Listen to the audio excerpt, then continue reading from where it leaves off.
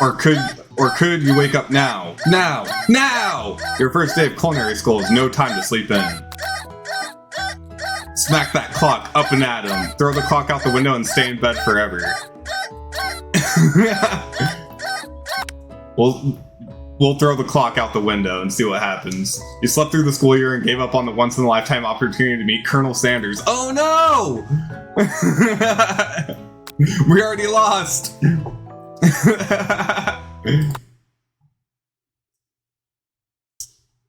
I knew that was probably gonna be the possible outcome. Was just to throw the clock out the window and sleep forever. They're literally taking that to the extreme. They weren't just kidding. Okay, let's stop that stupid chicken. Lying in bed, you stare at the ceiling, thinking about everything that awaits you at the prestigious University of Cooking School Academy for Learning. Your mind begins to wander. You'll need to take this seriously. You allow yourself to daydream a bit, thinking about the future. I think if we take some time to daydream, I don't know.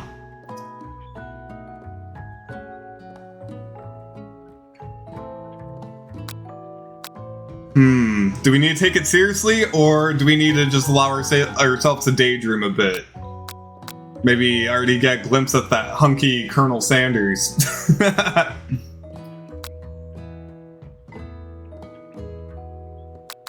Let's daydream a bit and see what happens. It's here finally, your first day of culinary school. So many dishes to prepare, so many students to meet. Your mind is swimming with possibilities when you realize you're running late. You grab a biscuit and burst out the door in a hurry.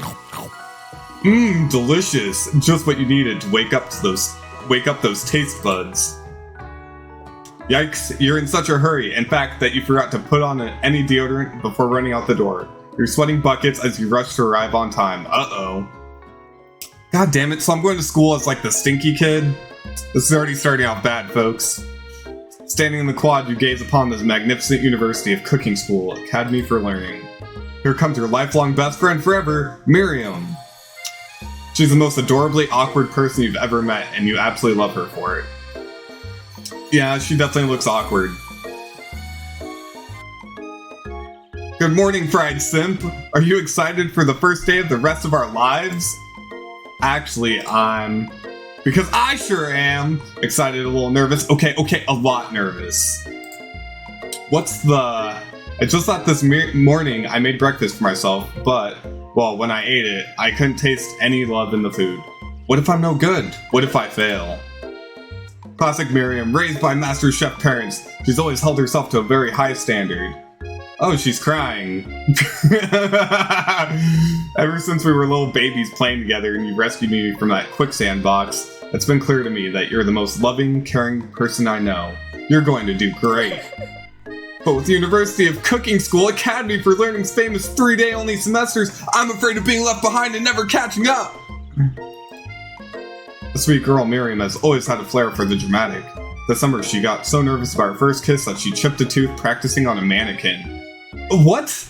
She's just making out with plastic? Okay. Yeah, because that's the best way to practice kissing, you know? You definitely need your friend to help with that. Let's pep talk this bitch. Remember last month when we saw that fortune teller and had her tarot cards read? The lady with the mask who gave me nightmares? I've been trying to forget. I know she looks spooky, but she's so sweet, and she told you that you were destined for great things. Remember that card with a fancy-looking tower? And that other card featuring the handsome fellow in the red suit? Hey, Colonel Sanders! I've been waiting for so long to meet a handsome fellow I could call my own. And I'm sure you will soon. In no time we'll be graduating, and you'll be delighting the world with your heartfelt cooking in no time at all. Sorry. Excuse me. As you talk Miriam up, you can feel her nerves begin to ease. You know what? Maybe everything will be okay after all. And if not, at least I have these killer bangs. Yeah, you get it, girl. Get them with those killer bangs. You're killing it. Can you believe I cut them myself? Ooh. That's hot. You can definitely believe it. I cannot believe it. What? Before you can get another word out, you're rudely interrupted when someone smacks her books and custom-engraved measuring spoons out of her hands and onto the ground. Hey! It's Ashleigh, your arch rival. She's totally evil, but you can't help but filled with jealousy. She can get anything she wants and she knows it. Why does she look like Team Rocket? Jessie? Yeah, Jessie. She totally looks like Jessie. Hello, Ashleigh. Oh, I didn't see you there, chicken shins. You leave fried simp shins alone. They're perfectly normal shins. You can't stand Ashleigh. Even her name is annoying. You know for a fact that's actually Ashleigh, but she had to add extra letters to make herself feel better than everyone. What a bitch. Like, she sounds really extra. If anyone here knows what perfect shins look like, it's us. Yeah, also the drumsticks. I know what a perfect drumstick looks like. We're not gonna let you or your really weird insults get to us. Across the quad, you see Ashleigh's best friend, Van the Man, has stopped to look at his own reflection in the mirror. His pants are so tight you can see him casually working out his glutes while he styles his hair. No lie, they're rocking glutes. Ahem, Van? You rang? I don't like that. She got thick thighs. Though, not gonna lie. Dude, she really does. I didn't even notice that. I was too busy worried about this dude with his star hair. You've never been sure what their arrangement is, but as long as you've known them, Ashleigh and Van have been just as close as you and Miriam, but substantially more devious. I can't believe that University of Cooking School Academy for Learning would ever allow people like you to attend as students. I know, right? You'd think they'd just hand us our diplomas now. Or maybe hire us on as professors. You amateurs could learn a lot from us. With the first day of school about to start, there's just not time to properly tell these two off, so you resist the urge. Let's go, Miriam. Psh, see you later, losers. As you approach the door, you see a goofy-looking kid push a card against the window directly next to it. Ew, this kid just crapped his pants. I can already tell that you're gonna fail. You're all dirty and shit. You scrub? I think it's broken. You reach forward and easily pull the door open. That should do the trick. I love you! I think you mean thank you. My name is Pop. I was named after my Pop. He's old. Could someone like this also be a student at the school? He must be one heck of a chef. Also, his name tag clearly says Bob, but I guess he's rating upside down. Hi, Pop. I'm Fried Simp. So, are you going to make me hold this door all day? Nope.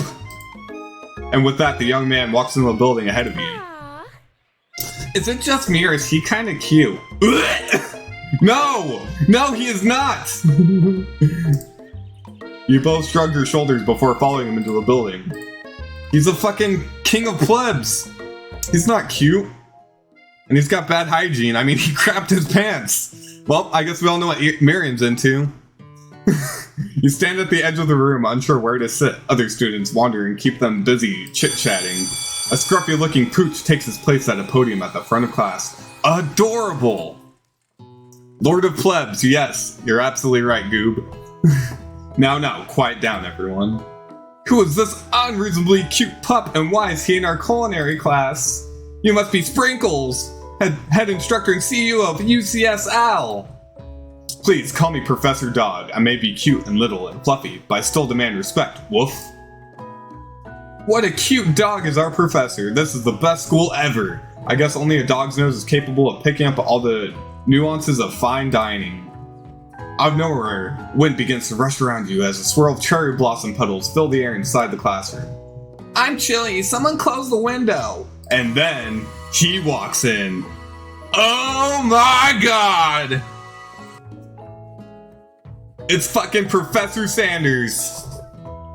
You're immediately swept up in the aura of this new student and his remarkable goatee. Who knew anyone could be so handsome? Time stands still. It's him! If it isn't my favorite student, Harland. Colonel Sanders interrupts Sprinkles. Sorry, Professor Dog, before he can finish his sentence. Please call me Colonel. Colonel Sanders. A hushed murmur rolls through the classroom as Colonel Sanders walks down the aisle of desks. Suddenly, the room is sweltering.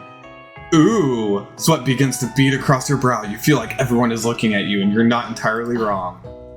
Well shit, I mean, he is fucking hot. He could fry me up chicken any day. And this over here must be sweaty sweats a lot. Maybe we should open that window back up before faucet pits melts into a puddle and evaporates entirely. Hold on just a second. Nobody talks to my friend like that. You two both know my name. We were in the same kindergarten class, and what is with all you with all of your weird insults? Besides, when Fried Sim sweats, it's not gross, it's beautiful! Look at that shimmer! You turn to find Colonel Sanders standing right in front of you. Oh! Colonel Sanders, beautiful angel that he is, stands before you, smiling gently, his hand outstretched. Boy howdy, this classroom gets hotter than a Kentucky fryer. Please, use my handkerchief. Ooh, you freeze up. Colonel Sanders is talking to you. Wait, Colonel Sanders is talking to you about how sweaty you look? You're completely mortified. This can't be your first interaction. What if he never forgets this moment? How will you respond? I'm taking that shit. You stretch out your hand and Colonel Sanders places a fine silk handkerchief in it. It's so beautiful you hesitate to press it to your face, but when you do, the feeling is transcendent. It has a natural scent on it. It smells of the most delicious chicken you've ever smelled. Ooh. Professor Dog steps in to settle the class down and set some ground rules. Welcome to the University of Cooking School Academy for Learning, the greatest culinary academy in the world. The birthplace of culinary legends past, present, and future. Many challenges await you. There will be tears, there will be blood, there might even be really adorable tiny food. And when all is said and done, there will be a battle! You will lift your sporks and compete in the broom cooking arena! Just then, another student enters the classroom and interrupts the professor's rousing speech. Hi guys, sorry I'm late. I hope everyone had a good summer. I really miss... Quiet! Late to class is bad enough, but interrupting my monologue? You're on the fast track out of here, young man. Are you sure you're even in the right place? Don't you recognize me? This is my third year in this school with you as my teacher. Everyone stares at him blankly. Does no one remember me? You're expelled if you utter one more word before I finish. Let that be a lesson to you students that tardiness is unacceptable. Even Clank made it here on time, rolling halfway across town on his tiny wheels. You turn to see the student Sprinkles is referencing, who appears to be some sort of industrial kitchen appliance. Bzzz, whir. The class bursts into laughter. Oh, Clank, you rascal! Sprinkles walks into the classroom as everyone stands in silent obedience. When he gets to you, he lifts his nose into the air and takes a deep sniff. Your diet is lacking. Based on what I'm picking up here, you definitely need a multivitamin. You should be taking better care of yourself. You've never had a talking dog as a teacher before, but Sprinkle's reputation for being smart but tough is well known. Dude, if I can bang Clank, you know how dope that would be? It'd all be like clank, clank, clank, clank, clank, clank, clank. Oh yeah! 10 out of 10 would recommend. You decide to try and butter him up by giving him a treat from your pocket, but what kind? What kind of treat? A beef treat, a rubber ball, or a chicken snack? I'm kind of rooting for the chicken snack. I mean, I want to be Colonel Sanders' chicken snack.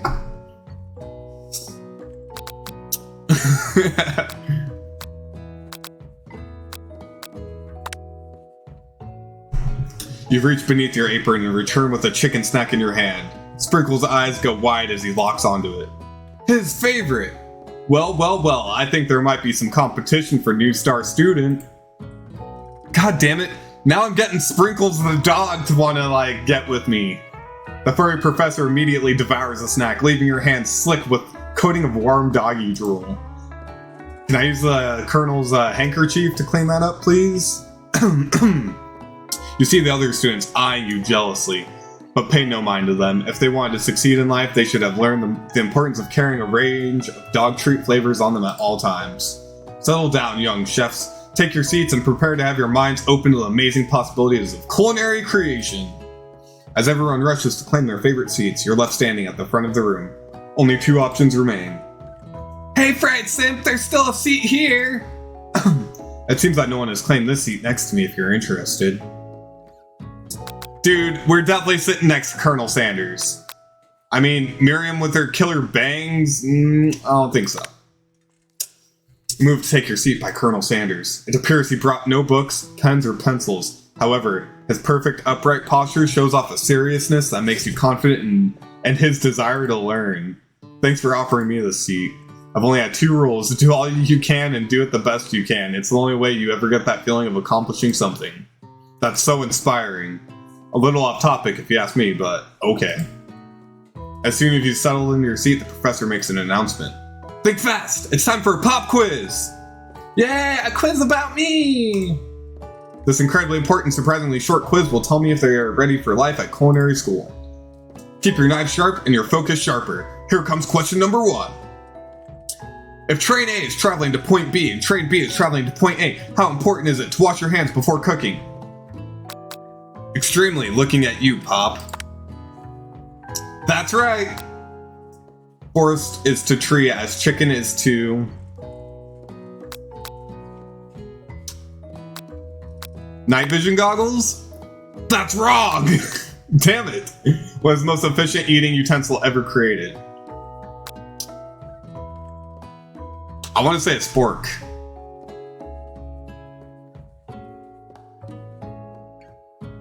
A meat tenderizer? I mean, that's not really eating utensil. That's more of a slaughter utensil.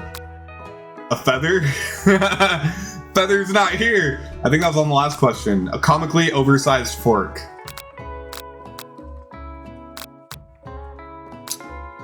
Let's just get all of them wrong. That's wrong. What food is best for a broken heart? Anything as long as prepared with love and not too much salt. Camel meat. Camel meat. For the win. Am I right? That's wrong! Is Sprinkles a good boy? He's talking dog that teaches at culinary school. He is the best boy. Yes! I will definitely give him that one. He is the best boy. Well, I failed. Whoops.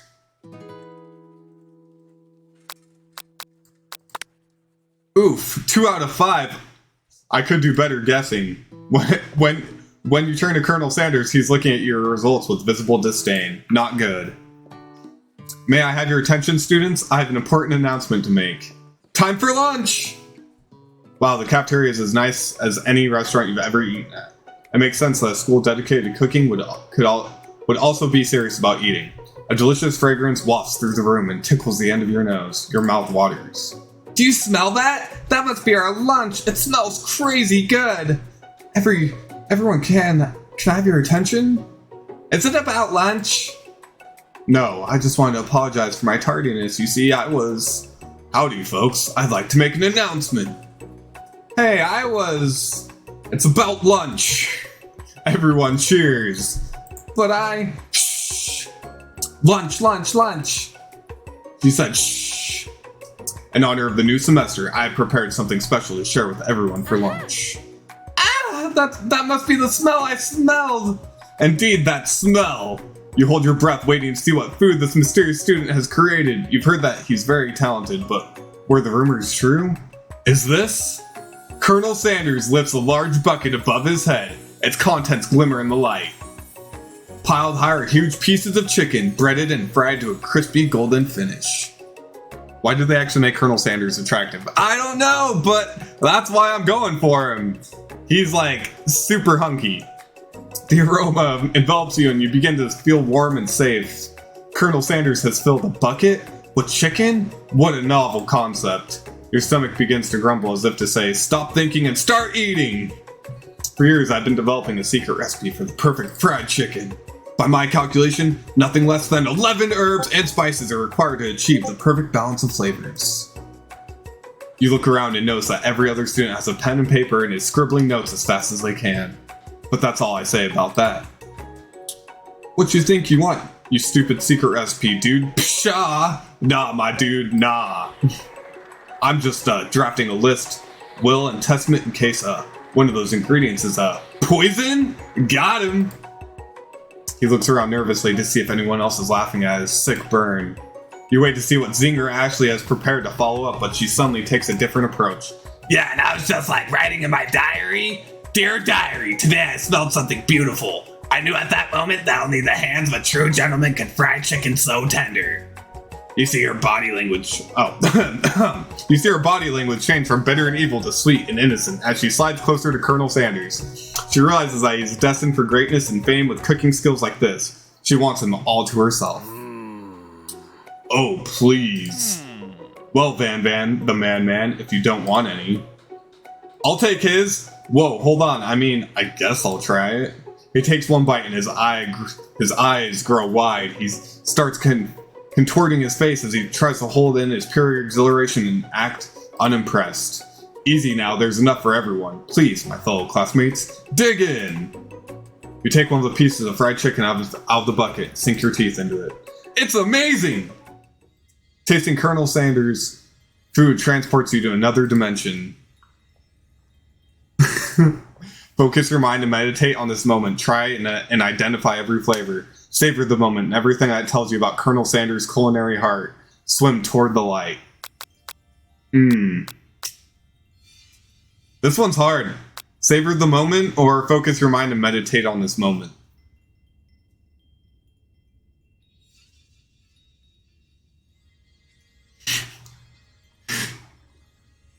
What do you guys think?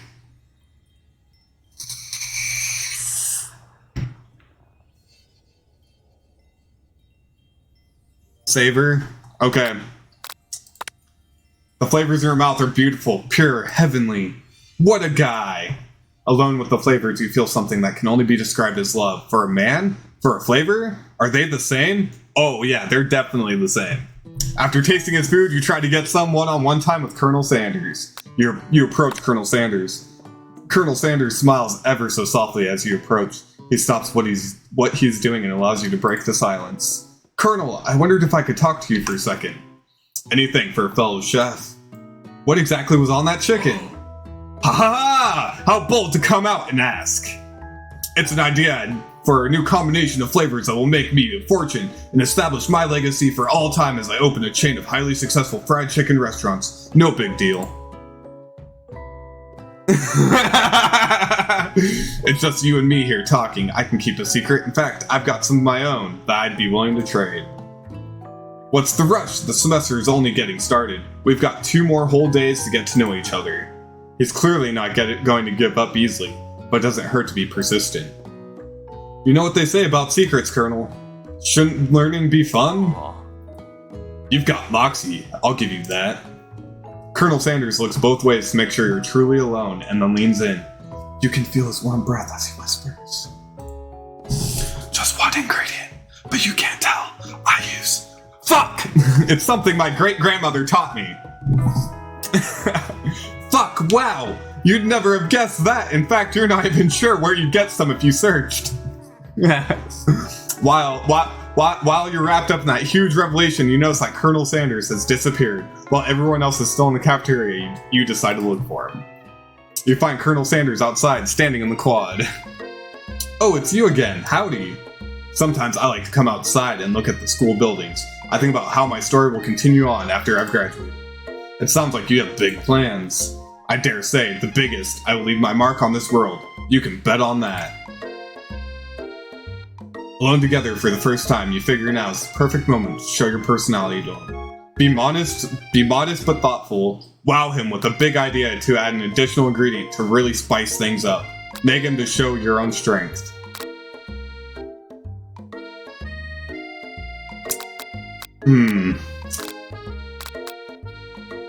Let's bring up another additional ingredient to really spice things up. You know about that. I was thinking about your secret recipe. I don't doubt it. It was a way of leaving an impression on all who taste it.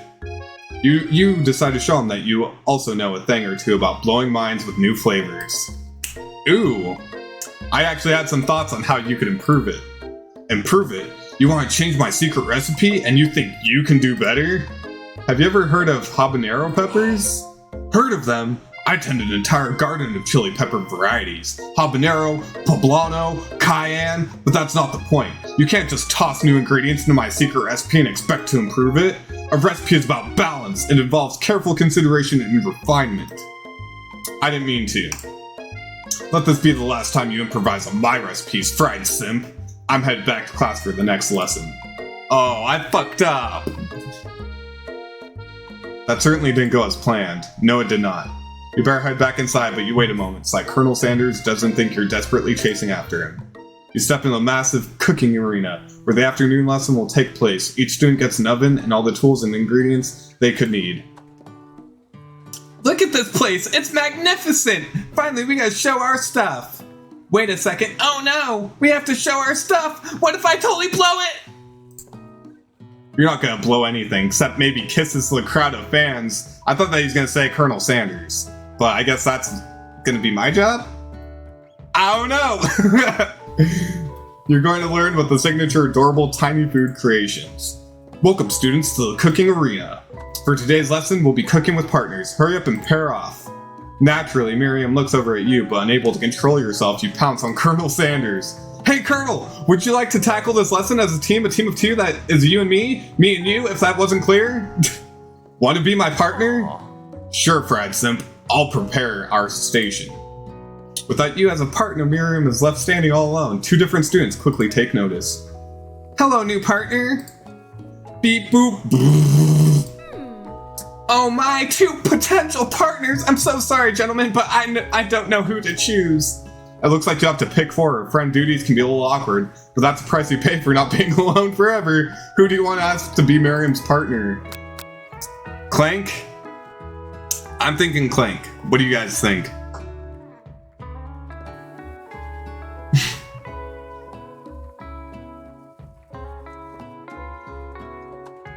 I feel like Dora the Explorer when I'm like, hey, where's the camel? Clank. Okay, we're doing Clank based off Goob. Sorry, Pop, but I think Miriam will be partnering with Clank today. It's okay, I already ate. Yeah, Stinky, get out of here. It's not entirely clear if Pop has any idea what the point of school even is at this juncture. Pop is a fucking pleb. I will definitely allow that. Clank is clearly excited to have some attention. He eats up and begins to roll them back and forth. Warp, warp, warp. Hold on there, fella. We don't even know the assignment yet. Why is Clank trying to hit Miriam? Technically, Clank might not have a face, but there's something charming and earnest about him. Bzzzt. Tissue, I hardly know you. Clank judders and a panel shakes loose. You get the impression that this is a sign of affection. Looks like you two will be fine. Boom! I was right. Clank's trying to hit Miriam. Let's get it. Clank, clank, clank, clank, clank, clank, clank. Now it's time to focus on your own cooking classwork. All right, you two. For today's lesson, we're gonna keep it simple. Pick a basic dish and divide up the steps. No chef is an island. It takes two flints to make a fire. You get the idea. Which dish do you suggest to your partner Colonel Sanders? Steak tartare seems easy enough. It's fancy and you don't need to cook it. Using octopus will blow Colonel Sanders' mind. Your grandmother's mashed potatoes and gravy. Thick thighs save lives? Well, what about thick potatoes? They stuff mouths.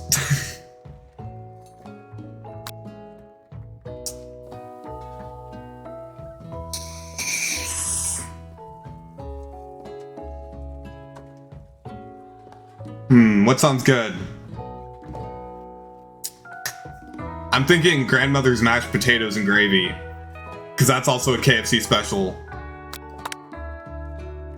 I've always been something of a down-home chef. I was thinking we could make something warm, inviting, comforting.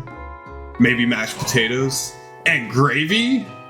I couldn't imagine one without the other. Colonel Sanders casts a coy look at you, causing her whole face to go beet red. Embarrassed, you quickly turn away. Oh, Colonel Sanders!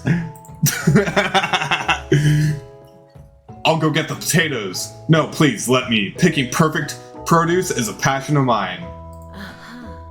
Looks like things are getting pretty fresh around here. Does someone have a crush on Colonel Sanders? We're just cooking partners. Mind your own business. Sanders' heart is my business, and you'd better keep your fingers off of my man! Did someone call for me? No, geez, Von Von. While I'm over here crushing fried sim streams, you're supposed to be taking care of your classwork. That was the deal, remember? Colonel Sanders returns, arms full of peeled potatoes. He tosses them into boiling water and turns his attention to you and your old friends. Oh, howdy there, Ashleigh. Von Von. Are we working in a quartet instead of a duet now? Actually, no, it looked like Fred Simp was struggling, so we offered to give them a hand. You know how it is. These young amateur chefs need a lot of mentoring. I was gonna say, Colonel Sanders, Colonel Sanders, maybe I could also teach a thing or two about fancy food. Maybe one day you might be able to get up my level. Huh, doubt it. Don't be rude, Von Don. Personally, I have no doubts whatsoever about my Colonel Sanders' ability to concoct creations worthy of admiration. After all, your fried chicken was quite spectacular. But Colonel, if you ask me, I might make a better partner for you than this thing that has positioned itself at your station. Don't you feel deep down that we cast complementary shadows? We fit together like a thigh and a drumstick. It just makes sense. Nothing about this makes any sense, but one thing is clear, she's coming for Colonel if you don't watch out. Ashleigh's really going at you hard. You need to ask for some backup here, but before things get ugly. Turn to Colonel Sanders, hunk of hunks, in your time of need. Turn to Miriam, your forever bestie who always has your back.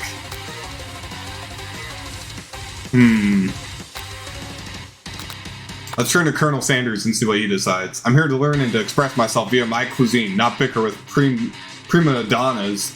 Partners were chosen at the beginning of class, so let's all respect the format, okay? You turn to Colonel Sanders to confirm that you're on the same page. I chose Colonel Sanders and Colonel Sanders chose me, isn't that right? Sometimes conflict can actually build character. I wouldn't want you to shy away from a bit of healthy competition with our peers, right, Sim? Wow. Is he just not that into you? You think a gentleman would defend you in a situation like this? Did you do something to offend him at some point? You look for Sprinkles in hopes that he might step in, but he's nowhere to be found. Darn these cute corgis and their short but sturdy stature. You look down at your station and realize that in the tension of the moment, your hands have been cooking on autopilot. Distracted by the drama, you've already crushed the boiled potatoes to a perfectly creamy mashed texture with plenty of butter and cream for flavor. It's as if your natural passion guided you through the steps you know as well, while your attention was elsewhere. I know just what to do. Colonel Sanders extends his hand. He holds a beautiful white porcelain gravy boat, out of which pours a smooth brown gravy, smothering your nearly finished potato dish. Gravy flows down the mound of mashed potatoes. The results look spectacular. Granny would be very proud. Colonel Sanders holds a spork out to you. You reach out and grab hold of it, but he doesn't immediately let go. The two of you stand holding the same spork, and for that small moment, all the madness and pressure in this crazy world stops. Your eyes lock. The moment is electric. Time stands still. If you love something, set it free. Together, you dig the utensil into the mashed potatoes and lift a heaping sporkful up. When you see Ashleigh with a sinister look, you know she's plotting against you to be with Colonel Sanders. And then, filled with rage, without thinking, you fling the spork full of mashed potatoes right into Ashleigh's stupid, beautiful face! Yeah, take that! Bon! Do something! Do something! Scooping up a fingerful, Bon Bon tastes the dripping mashed potatoes and gravy and realizes that it's delicious. Horrified by this revelation, he slinks away. Will he ever be able to cook something with so much love and integrity? Hold on right there, Fried Sim. We do not waste food in the broom cooking arena. Colonel Sanders, I expect better from you. If you throw one more spoonful, you better be prepared to eat it from wherever it lands. Can I have potatoes, face? Bon Bon rushes back over, a covered dish in his hand. Mashed potatoes with gravy, pathetic. In just a few minutes, I prepared a full meal. Gazed upon my specialty, braised tentacle of octopus and my silky saltwater sauce. Plated on a battle axe blade forged by Supreme Chef ancestors. You've ignored me for too long. That ends now. It is I who will have first bite, and you will all look with envy. The interrupting student rushes at Bon Bon and swipes a bite of his signature dish right off the plate. No, don't! Something about this dish doesn't strike my nose quite right. I think the octopus was rushed and may have turned in the process. The results could be toxic. Too late, it has been eaten. I think I left something in the oven. I don't feel so good. It killed him! What? Everyone step back, don't take another bite. When you look back at the plate, the rest of it is gone. You notice the tip of the tentacle being slurped up in Pop's mouth. Pop winces in pain for just a moment, and then is almost immediately back to his oblivious self. Oopsie!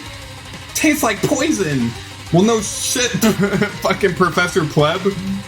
God, the entire class is gathered to watch Pop's final moments. Shock has frozen the whole crowd. They're so motionless as statues. The class bell rings, disrupting the moment, snapping everyone back to reality. It would appear that Pop's enthusiasm for trying new things despite obvious danger has inoculated him against poisons of all kinds. Wow, so Pop is immune to poison. I'm not sure the professors here make enough money. Hello? I just turned into a ghost over here. Seeing that you're shaken up by the reality, annoying student and all his nonsense, Colonel Sanders approaches you. I'm sorry, you had to go through all that. Please, let me walk you home. What? Like, for real? Oh, come on. You follow Colonel Sanders out of the room. At night, the school building has taken on another vibe entirely. It's dark, more than a little spooky. Colonel Sanders stands in the quad's neon glow and speaks softly. Those mashed potatoes you made in class today. Before you go on, I want you to know, they're not a great representation of my skills. I didn't even realize I was making them. They were amazing. Tasting them, it reminded me of why I became so passionate about food to begin with. Colonel Sanders is getting choked up. Cooking is obviously important to him in a way that you find inspiring. Now might be the perfect time to tell him you're developing feelings for him. Colonel Sanders? Yes, fried simp? There's something I need to tell you. Hold it right there! There's something I need to tell you first. Oh, jeez. You see, when I was just a boy, I had a dream that one day I would be the greatest chef the world has ever seen. And every day since, I've been working toward that dream, day and night. Never stopping, never resting, also lifting a lot of weights, like so many weights. I mean, you're a thick boy, but who cares? We should follow our dreams with all of our hearts, that our souls may grant them like wishes floating on a shooting star. Hey, no! You! Shut up! I'm the one here to say inspirational stuff and be star of the story! Are we forgetting that your cooking literally killed a guy? You can't prove that! I also saw you kill that guy. What was his name? Somewhere in the distance, you hear a long, sad sigh. Forget him! We're talking about me! Me! I'm the hero! The Spork Monster is here to fight a hero! I think I left the fridge door open! Later, nerds! We will not let harm come to another student, except for that ghost kid. I kinda dropped the ball on that. Be afraid, be very afraid of me, because I'm Monster! You see? Is he rhyming on purpose, or is that just a coincidence? But before you can discuss syntax any further, it's a turn-based fight sequence. What will you do? You decide to go on the attack. Which attack will you use? Cook with love! Yeah, I did Grandma's potatoes, Kirby. Cook with love does 1 damage. It just got real. That attack really upset Spork Monster. Spork Monster goes on the attack! They spit hot gravy at you! You take 1 damage. You decide to defend. Which defense will you use? Trepidation. You continue to stay back and endure whatever comes your way. Seems like a pretty weird strategy, but okay, sure. You do you. Spork Monster focus their matched mind and draws an energy from Mother Mirth herself. They grow larger and more intimidating. How will you respond? Defend. Which defense will you use? Buff up. You draw energy into your arms, thinking back on all the stirring you did in the kitchen as a child. Your muscles grow super swole, and you're ready to take on anything! Spork Monster is no quitter, buffed up and ready to rumble. They go on the attack once again. Spork Monster uses utensil. You take 2 damage from the attack. If you take more damage, you're not going to survive the battle. You decide to go on the attack. We're gonna chow down! Chow down does 2 damage, a powerful blow. Spork Monster is oozing cheese sauce onto a lot of the quad. I wonder who's going to have to clean that up. Feeling vulnerable, Spork Monster prepares for its ultimate attack. Rounded Edge. Vile villain, your reign of terror stops here. Colonel Sanders summons the energy of 1,000 chickens. Pot pie power punch! Yeah! Go Colonel Sanders! Woo! Pop Pie Power Punch. Power Pinch does 10 damage. Spork Monster is defeated! You saved me! An injured Spork Monster spews steam into the night. Forget mercy. Finish him! No student will ever walk the quad in fear again. This monster messed with the wrong chef. Attack! You ready your final attack. You'll never survive my student death load destruction! Student loan debt destruction does 10 damage. Spark Monster is completely vaporized. Colonel Sanders looks on in awe. You continue to surprise me, Friedston. The defeat monster left behind a special item. It appears at first to be a cookbook, but upon closer inspection, it's so much more. It's a book of magic spells with a golden chicken on the cover. You open the cover and find a library card tucked inside. The last name to have signed it is Borko. Borko? That name sounds strangely familiar. Your blood is pumping as you stand in the quiet of the night, holding the mysterious book in your hands. As you come down from your battle buzz, you realize that your final attack has left you completely depleted. The world around you begins to fade away. Without any energy to keep your eyes open, darkness overtakes you. The image of Colonel Sanders flashes before your eyes as you fall asleep. He must have helped you get home in your tired state, but you don't know if you could have made it without him. What a guy! You want to thank him, but you don't have the strength to utter a single word. You feel your covers being pulled up over you as you're tucked in tightly. Good night, my Colonel. In your dream, you're together with Colonel Sanders. For some reason, Sprinkles is also there, instructing your love. Dreams are weird.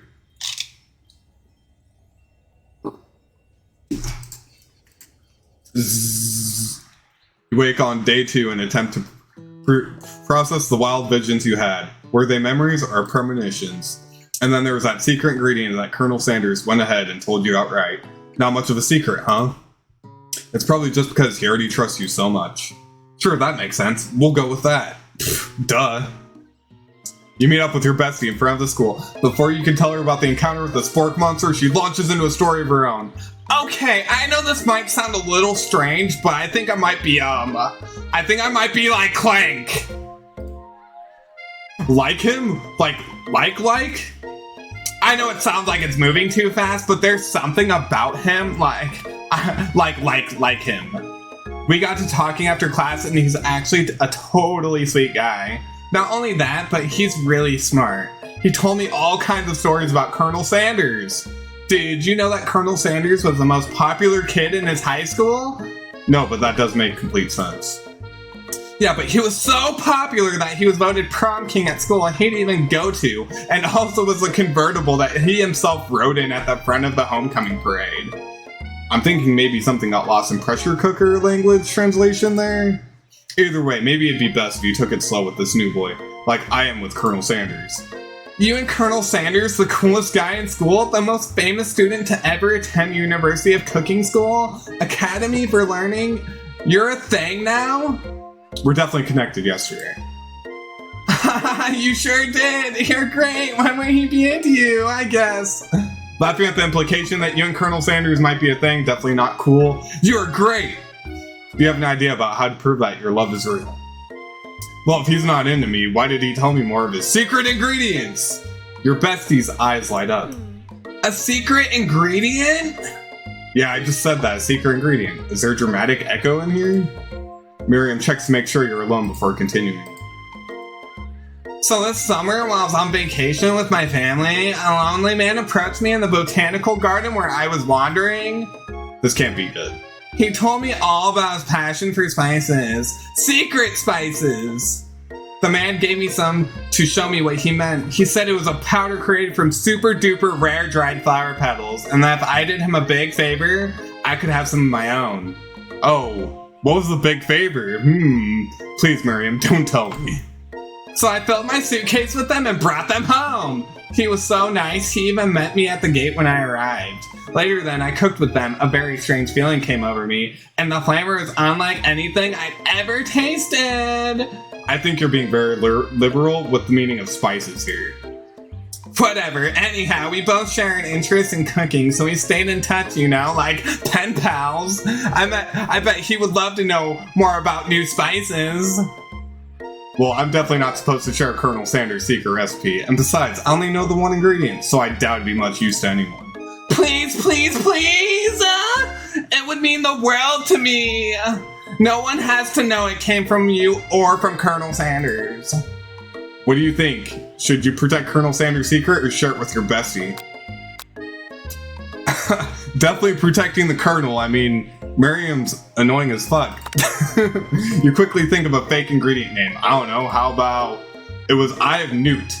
I know, something like some kind of witch's potion, but what can you do? Eye of Newt? Wow! Her eyes light up imagining such a thing, and you forget that you've satisfied her curiosity and she'll move on. However, she immediately turns around and does some thumb typing on her phone that you can't quite see. That's probably not good. Before you can ask her to confirm that she was definitely not texting secrets to other people, you're interrupted. A wind rushes in. Cherry blossom fills the air. Oh, it's Colonel Sanders! Damn, look at him on his fine-ass stallion. It's Colonel Sanders. He's arriving at school. Stand back and admire his majestic glory. I'm definitely gonna play it cool. Colonel Sanders' horse is truly a thing of beauty. Without ever acknowledging that he's being watched, he does a short horse dance before dismounting with a flourish. He then slaps the beautiful creature gently on its rear, sending it running free into the countryside. He's our knight in shining armor. I mean, come on. You're so struck by the sight of him that you lose the ability to speak coherently. Oh, I didn't realize anyone was watching. Don't worry, he knows his way home. You attempt to compliment Colonel Sanders, but the words don't come out exactly right. What a horseful beaut you have. Horseful beaut you have. I mean, what a horseful beaut you have. Dang it, that's what I just said. Being a good friend, Miriam attempts to cover for you.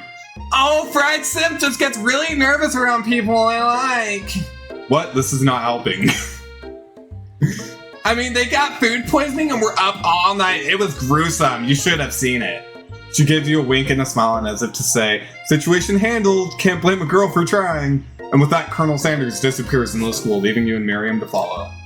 When you enter the classroom, you can see her two rivals, Ashleigh and Von Von, are doing something bad. By the way, they're hiding. You now must be really bad. Like counterfeiting recipes bad, experimenting with restricted ingredients bad, summoning a demon bad? Ooh. Dude, if there's something a demon, I want to join in on that shit. You try and get a peek over Van Van's hulking shoulder, but he sees you coming. Whoa there, little one. I'm not sure you're ready to handle this.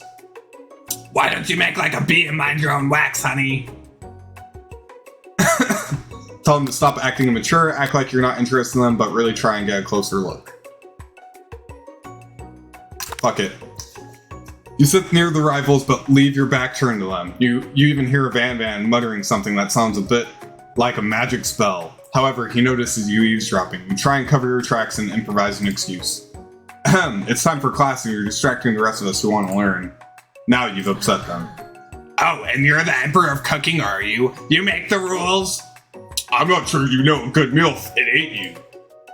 Being the best chef in the world takes more than just culinary skills. It takes creativity. It takes panic. And doesn't it hurt to use a little evil? You finally get a look at what it was they were hiding, and you instantly recognize it. It's a book, just like the one you found after your encounter with the spork monster. That's the same book that I found last night in the quad. Ashleigh immediately elbows Von Von, who hides the book behind his back. I don't know what you're talking about. That book is a family heirloom and its contents are secret. You notice that they haven't just been studying the book. They've got Pop pinned to the wall, and they're tossing potato skins at him as he tries to catch them in his mouth. We're playing, hee-hee. We're playing, hee-hee. Before you can dig in any further, you're interrupted by the arrival of more students. It's almost time for class. Beep, beep. Clank must be running late. He's in such a hurry that he rolls right over Van Van's meaty foot. Hey, watch it, you bucket of bolts! You watch how you talk to him. He didn't do anything. Bzzzt, womp. Who do you think you're talking to? I've never heard such language, not even from a stand mixer! Womp womp. No, your mother was a stand mixer. Van Van jumps to attack Clank, but Clank shocks Van Van, sending him flying across the room. Protect me, Colonel Sanders!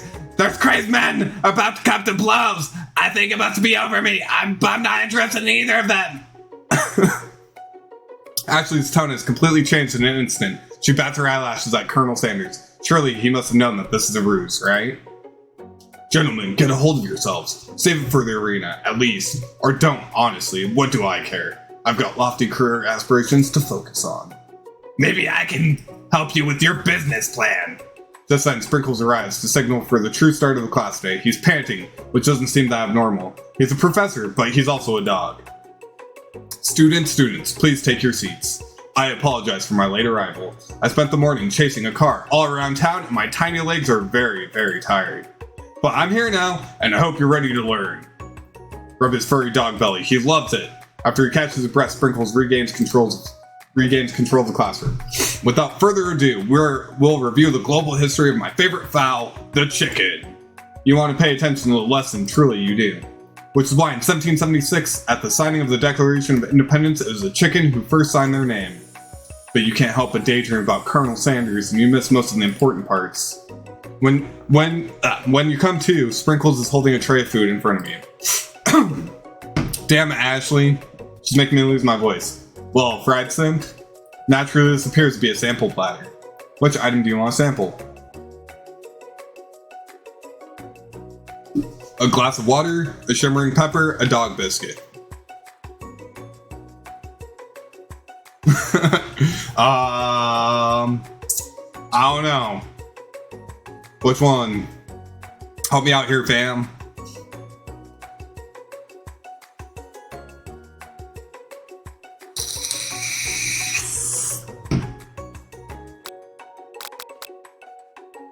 A shimmering pepper? I like your thoughts, because it looks like a wang. A brightly colored pepper stands out from the other items and sparkles in the most eye-catching way, so naturally you reach out, grab it, and eat it right away.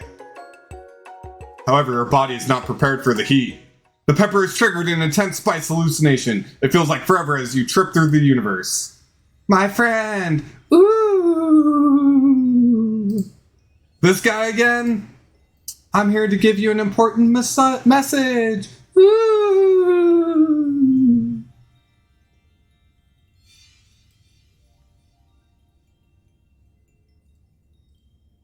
You must avenge my death and fulfill your destiny. All you must do is... Cough, cough.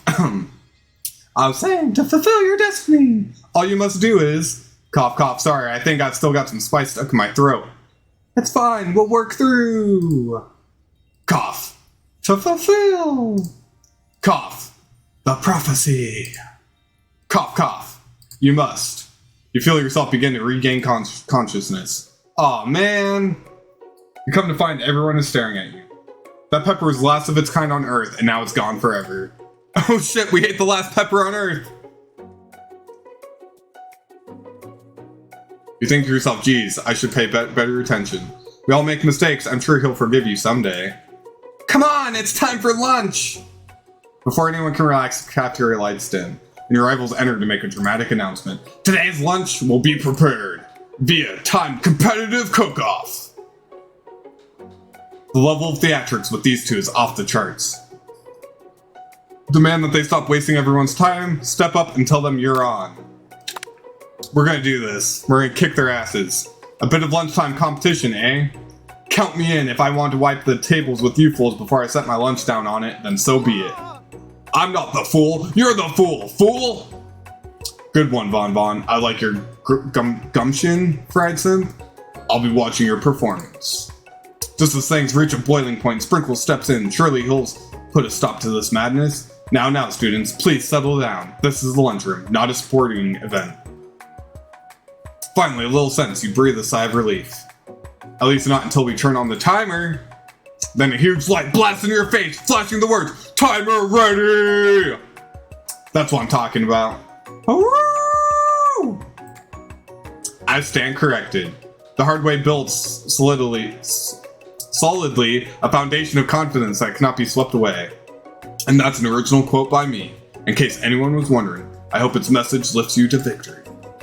Like a diamond, I was formed under pressure and now is my chance to shine. I will defeat you myself. You had his chicken and you made mashed potatoes and gravy on day 1, and you're feeling like you can really impress him again here. It's time to boil some water for the potatoes. Think fast, as the timer runs down, you'll be forced to pick randomly. It always boils 100 seconds after you turn the heat on, 100 degrees Celsius. It always boils 100 seconds after you... Up. What were you thinking, Fred Simp? Get your head in the game. You're gonna need to season this chicken before you cook it. You don't know Colonel Sanders' recipe exactly, but you have an idea. 11. That's right, you might know all the ingredients yet, but at least you're heading in the right direction.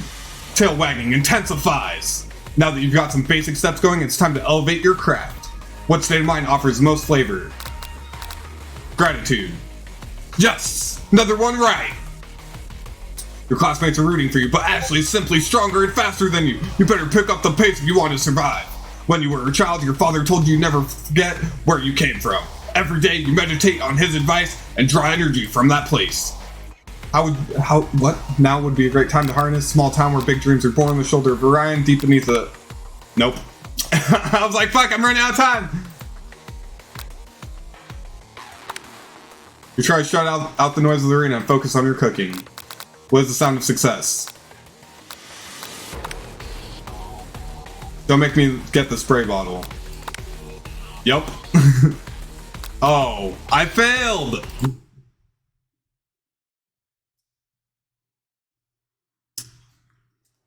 The pressure was on. Before anyone can react, cafeteria lights dim.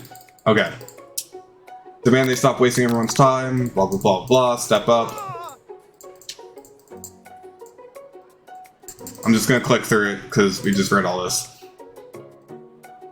That's what I'm talking about. Oh, I stand corrected.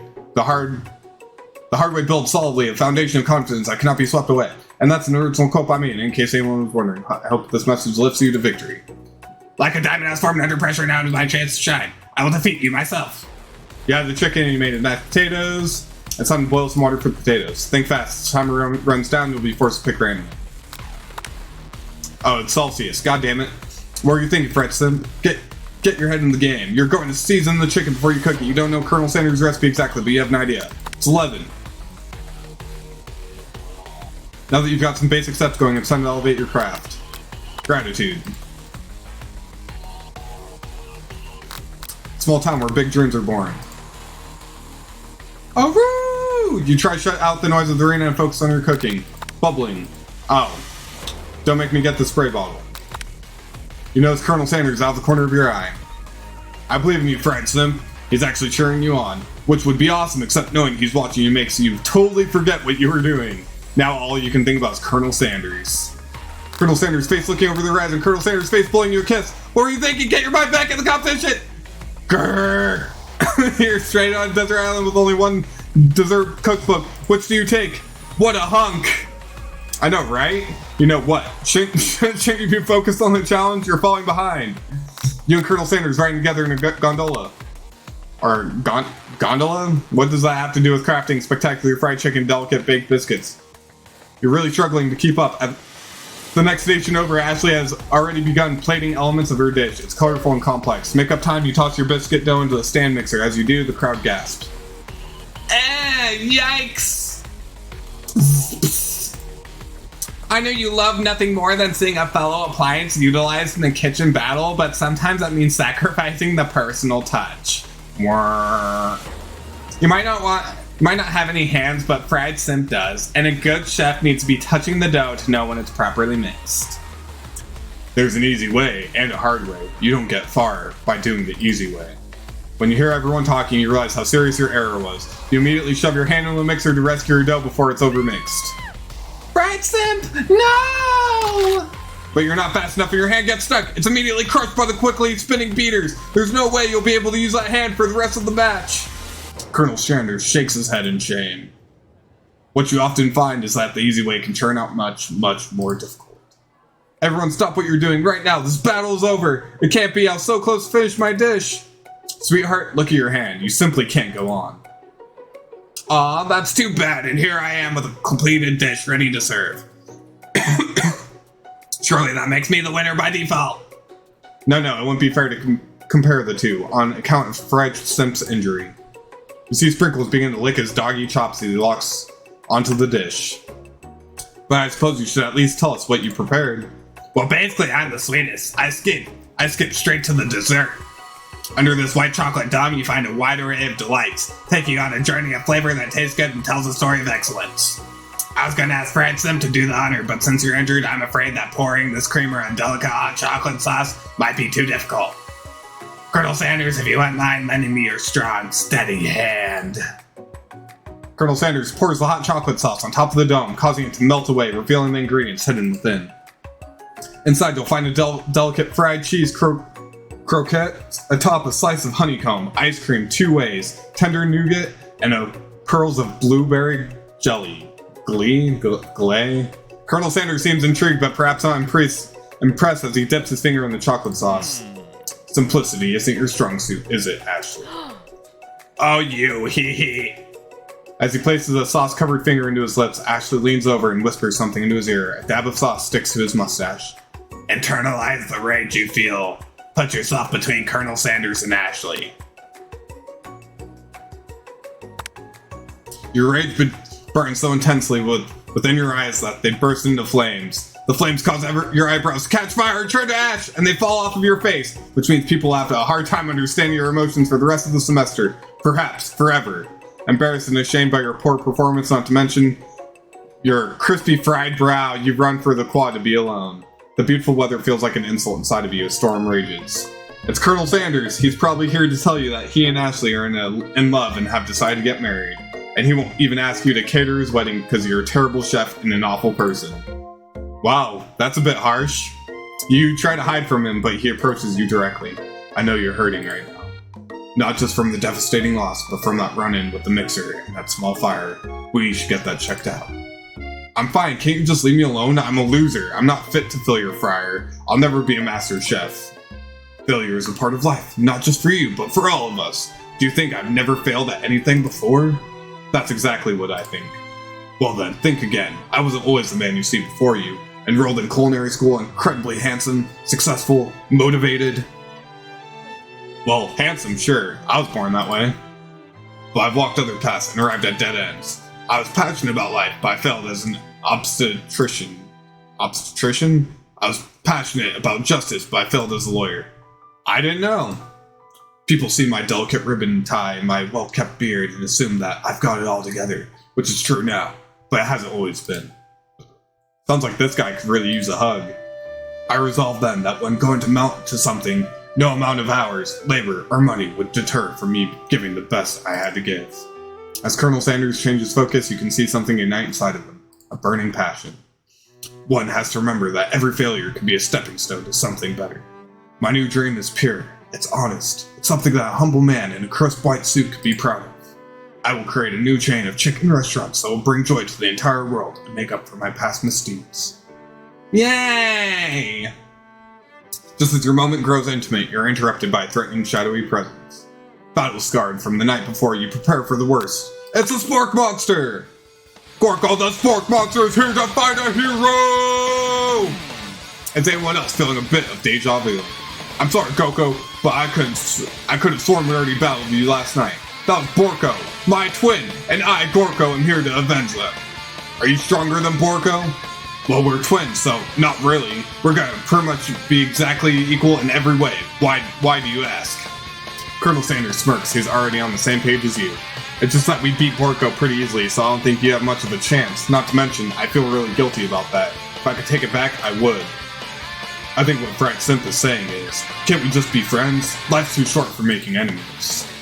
I suppose. We really don't need to fight. It's just that I've got these pointy teeth and claws. All the better for enjoying tasty food surely you like to eat, don't we all? Of course I do. Inspiration strikes and you come up with a quick idea. Chomp on this! You toss a biscuit into Gorko's open mouth and he devours it in one gulp. Delicious! You're much nicer than the evil students who once upon a time turned me into this creature who stands here today. I don't believe it. You were human once? Well, no, I was a Chihuahua. But I was still a student at this school until one day, some mean kids with a magic spellbook cast a dark enchantment on me and I was forever transformed. A magic spellbook? Precisely! I, Borko, used to have a copy, but somewhere along the way, I've lost it. If you find such a book, I beg of you, respect it. You're a powerful chef and you shouldn't rely on such dark and evil magic. No, you should be protecting the innocent from those who should cheat them through sorcery and guile. If you need me, don't fear, I will be there. Sounds like there are some bad cooks in the kitchen of life. Fried Simp, together, I'm sure we can defeat them. Come back to my hideaway and we can discuss. A personal invite? You can't imagine what Colonel Sanders' home must be like, but sounds like you're about to find out. Stepping inside Sanders' home, surrounded by his things, you start to feel a special bond with him. Okie dokie, have a good night, Kirby. This was fun. I hope you have a great night. Sweet dreams. It looks like you live in such an exciting life, Colonel Sanders. Every day can be an adventure if you approach it with the right attitude. Long ago, I made the decision to never stop searching, never stop working, never stop imagining. Have you been working on any new recipes of your own lately? I'm always excited to talk about food with another ambitious chef. Well, there's something. It's just a side dish that I've been tinkering with, trying to find the right balance of flavors and textures. I'm not sure I've nailed it yet, but I'm close. Colonel Sanders' eyes perk up as he starts to wonder what dish he might be describing. It's meant to pair with something spicy or something crispy, both perhaps. Now you've got him right where you want him. Should you reveal your new creation to him or keep it a secret just for you? I don't know, should we reveal it? What do you guys think? Let me know, chat.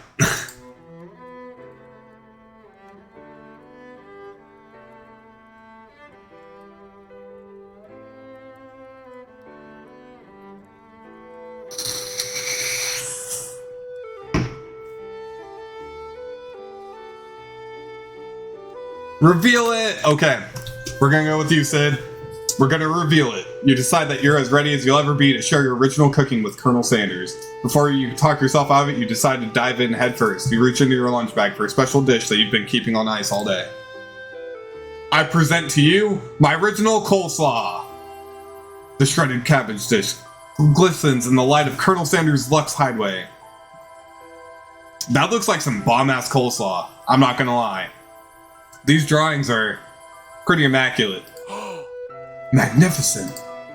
Together you chow down on the creamy slaw until just a spoonful remains in the bowl. Do you mind if I hold on to the last bite? I'd like to have it around so I can admire its taste later and think back on this moment. You could offer to make him more, but he seems like a very sentimental kind of guy. Sure, why not? Please, make yourself comfortable. I'll be back in just a moment. Ooh! You realize that now that would be a perfect time to do some snooping. Around the room are various items that you can look closer at. Each item seems to radiate memories and emotions. Tap on an item to discover more about the Colonel. This must be where he keeps a secret recipe. Oh, okay, that's a safe. I couldn't tell what that was. You think for a moment what number is important to Colonel Sanders, then it dawns on you. As soon as you turn the dial to 111111, the safe opens. Inside it, you find a single note. Can chicken be prepared sashimi style? Tapping on an item. An adorable little baby boy crawls across the floor from the goatee and mustache combo he sports. You figure that this must be Colonel Sanders himself. That or maybe it's the drumstick that he seems to be waving like a rattle. Who frames a baby picture of just themselves? Probably the same type of person who would make their own face the logo of the company they founded, am I right? The photo appears to be Colonel Sanders, except he's an old man visiting the pyramids of Egypt. Maybe this is where he discovered one of the secret herbs and spices. One of the framed photos shows an old man who looks a bit like Colonel Sanders, standing with a friend. They hold fried chicken drumsticks and appear to be cheersing them. What? I don't see them cheering anything. You look closely and see that there's a short inscription. I wonder who my friend Pete is. Tap on an item to discover yada yada yada. Take a closer look at large urn sitting on a nearby pedestal. There's a plaque on it. It's dusty, but when you wipe it off, you can read the inscription. It says, "Here lies the ashes of all my past careers and business failures." Poor guy. Ooh, there's a scented candle, and it's lit. A scented candle you pick up and try to identify the smell. Power tool? Freshly starched collar? Piece of wood floating in a lake? Summer of 69? Hey, nice, 69! They just had to throw that in somewhere. No, it's one of the secret recipe ingredients. It's... Tap an item to discover more about the kernel. A lock of silver hair is woven through the teeth of the comb. Upon further inspection, you realize that the hair therein isn't just silvery in color, it's actually made of spun silver. You notice a very realistic stuffed chicken sitting on a corner table. When you pick it up, you realize it just isn't realistic. It's real! Taxidermy must have been important to Colonel Sanders when it was alive. A little note clipped to the chicken's foot reads, "The true state bird of the great state of Kentucky." You gaze out the window across a vast lake and mountain range beyond it. Just then, the ghost of student pops up. "Are you thinking about heading into the world on a quest to avenge my death?" "Wait, what? I never learned your name. Why would I avenge you?" "I could just tell you my name right now. It's... Can't you see I'm in the middle of something?" You open the window a crack and the ghost of student is swept out with the breeze. Well, looks like we're going through the door. You open the door to Colonel Sanders' closet. You find a row of his signature white suits hanging within. You take one off its hanger and try it on.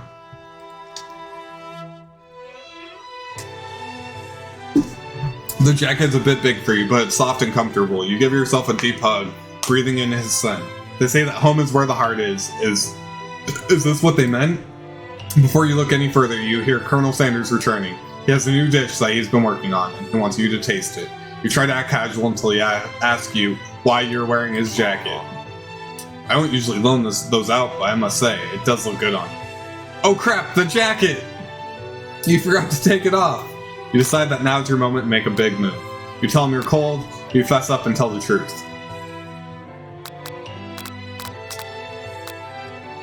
Tell the truth or make the big move. Let's get risque and make the big move. Whoa, whoa, whoa. This isn't that kind of game. Not that we blame you for trying, but still. What?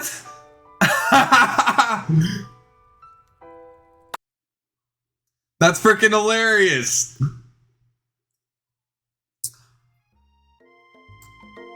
Oh, we're gonna skip this. This was a really long freaking part.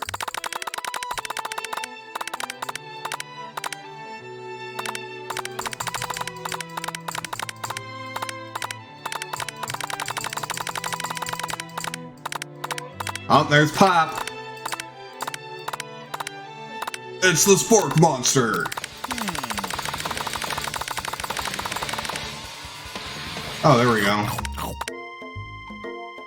Make it go faster.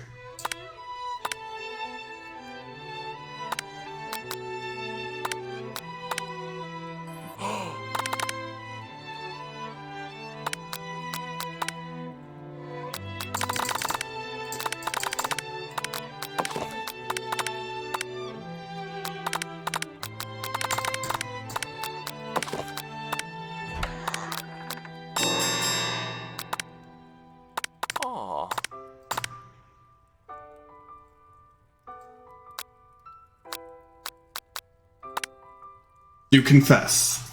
I think I've developed feelings for you. I might be developing feelings for you too, but I'm concerned I can't let anything get in the way of my dreams. Overwhelmed, you take off the jacket and run for the door, but the thought of leaving Colonel in the midst of such an emotional breakthrough gives you pause. You stop yourself. Colonel? Yes, fried simp. I honestly think this may be the beginning of something wonderful. I think you're right. We should take things slow. You talk late until the night and drift off into a slumber. Dream sequence!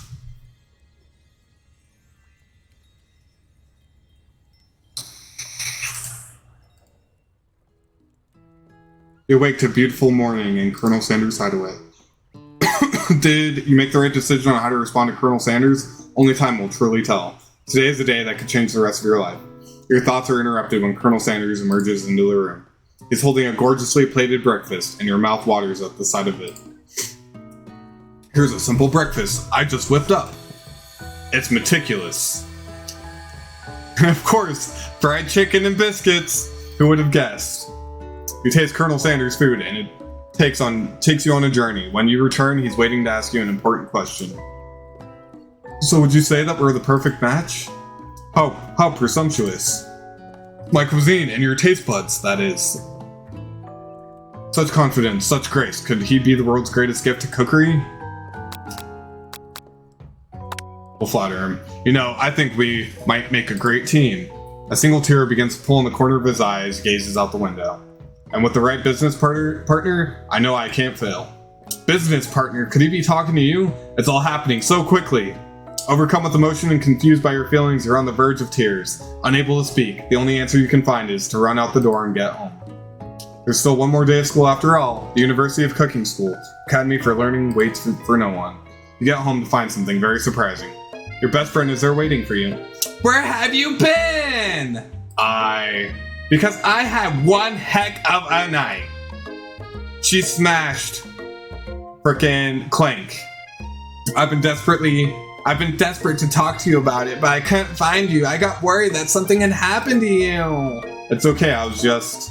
But now that it turns out you're fine, I can finally get you up to speed on the saga of Miriam. Sure, but... You will not believe what happened to me after school yesterday. I went on a date! Oh, God. Oh, yeah, I can't believe that. Oh. Since I've been partnered up with Clank, he asked me to go out with him. Of course, I told him, you better keep your dials turned to polite and respectful. I'm not that kind of girl. But he was just interested in spending some one-on-one time together and getting to know me. So I said, yeah, sure, I can get to know you, a little metallic guy. Long story short, he took me skydiving with his friends, but things quickly spiraled out of control. Did she just say skydiving as if that's a typical first date to go on with a talking pressure cooker? And now I'm not sure where we stand. You don't give Miriam time to tell her whole story, however, bottle up the details of your own night, it's just too much to bear. And I went on a date too, back to Colonel Sanders' house where I spent the night with him. You what? Nothing happened, but the emotional connection, wowzers. Miriam tells you to move on from this whole Colonel Sanders obsession and focus on school. If being obsessed with Colonel Sanders is wrong, you don't want to be right. After a short argument, you both agree to go your separate ways. When you arrive at school, you encounter your rivals in the quad. You can tell from a distance that they're picking on Pop, though he himself might not quite grasp that fact. Because, you know, he's Pop. What's a swirly? It sounds delicious. Oh, it's great. I'll order you up one right away. I'll have my swirly with sprinkles, please. Sprinkles is a dog and a tree. You can get out swirly dip too. Why didn't you pick on someone your own size? Because I'm literally the biggest person at the school. There's that horse that Colonel Sanders rides to school, but who would dare pick on such a gentle and beautiful creature? You've got some nerve, Fred Simp, suggesting I pick on a defenseless horse. Now you're twisting my words and I won't have it. You clench your fist, but the injury from yesterday's mixer accident make you wince with pain. Ow. Doesn't look like you can go on cooking like that. Might as well just give up. I'll never give up, ever. Colonel Sanders arrives just as Pierce things are close to boiling over. Naturally intuitive person, he senses that something has been going on. Is everyone excited for the final day of school, Fred Simp? How's that hand feeling? I'm sure you'll be back in fighting form by this afternoon. Are you concerned about my hands, Colonel? Yesterday I was broken out winning so hard. Technically, I don't believe in the winner was decided, but your presentation was quite impressive. What is he doing complimenting her? What about the flavor of my delicate, warm, gooey chocolate sauce? It was clear that you're passionate about how your food is received. That's a lot of words to say. It was bland. Excuse me, Fred Simp. I'm more than capable enough to speak for myself. Maybe you can tell me more of your thoughts as we walk into class, Colonel. I'm always interested in discussing the fine art of fine foods. See you inside, Fred Simp. Annoyed by Colonel Sanders' inability to see Ashleigh for who you are, for who you know she really is, you walk across the quad to get some distance. In an attempt to distract yourself from how slighted you feel by that interaction with Ashleigh, take out the spell book you recovered yesterday and start flipping through the pages. Wow, that's that book it took. It looks like bad news. It's just something I found lying around. It would appear to be some sort of grimoire, but I don't really believe in that magic stuff. A grimoire? Like a book of spells? I don't know who would spend so much time decorating a magic book if it weren't really powerful. I can think of one surefire way to find out. You open the page covered with arcane warnings. Cast only in case of extreme emergency! It says around the edges of the page.